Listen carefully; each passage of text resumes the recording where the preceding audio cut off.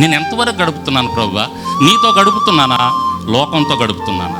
నీతో గడుపుతున్నానా, లోక పద్ధతులు ఇంకా లోకంలో ఉన్నవి కొన్ని తెలియకుండానే మనలో ఉన్నాయా, నాలో ఉన్నాయా? నేనే చెప్పుకుంటున్నా. ఏమో ప్రభు, ఇంకేమైనా నాలో ఉన్నాయేమో, ఈ లోకంలో ఉన్నటువంటివి వాటికి నేను వేరే అవ్వలేదేమో, ఇంకా సపరేట్ అవ్వలేదేమో. అందుకనే ఆ సాక్ష్యాన్ని నేను పొందలేకపోతున్నానేమో, నేను మండలేకపోతున్నానేమో, నా సంఘాన్ని మండించలేకపోతా ఉన్నాను. నేను నిత్యము ఎలుగుతూ ఉండాలనేది నీ కోరిక, నేను నిత్యము మండుతూ ఉండాలనేది నీ కోరిక.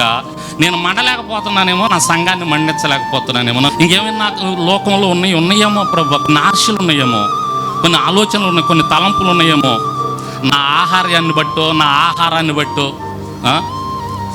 యోహాను భక్తుడు వీటన్నిటినీ త్యజించాడు కదా, తన్నిటికి దూరంగా ఉన్నాడు కదా. ఆ ఆహారం ఎలా ఉండేది అయింది మనకు తెలుసు కదా. వీటన్నిటినీ దూరం పెట్టి దేవునితో గడపటానికే ఇష్టపడ్డాడు ఆయన. ఎందుకంటే ఆయన ప్రియ కుమారుని యొక్క మార్గాలు నేను సరళం చేసే ఒక పాత్రగా నేను వాడబడాలి, నేను మండే పాత్రగా ఉండాలి, అనేక మందిని మండించాలి. ఆ మంటతో యోహాను చెప్తా ఉంటే, మీరు ఆశీర్వదించబడతారు, మీరు దీవించబడతారు, మీరు రండి, మీకు ఇయ్యి వస్తాయి అని చెప్పలా. సర్ప సంతానమా అన్నాడు. ఎవరికైనా కోపం వస్తుంది ఆ మాట అంటే, అవునా కాదండి? మీరు వెళ్ళి అనండి, ఇప్పుడు సర్ప సంతానం అనండి. కట్టెల కర్రలు వాళ్ళ ఇంట్లో ఉండే మొత్తం తీసుకొని వస్తారు మన మీదకి. కానీ ఆయన ఆ మాట అనగానే లోబడి వచ్చి బాప్తిజం తీసుకున్నారంతే, యేసు నామములో. దేవునికి స్తోత్రం.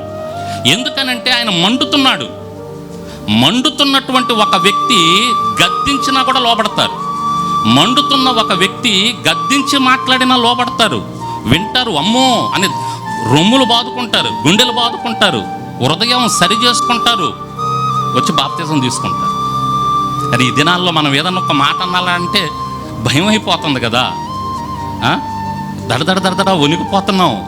ఎందుకని అంటే మంట చల్లారిపోయిందేమో, ఆరిపోయిన పరిస్థితుల్లో మంట ఉందేమో, అందుకని మనం చెబుతున్నా కూడా అర్థం కావట్లేదేమో.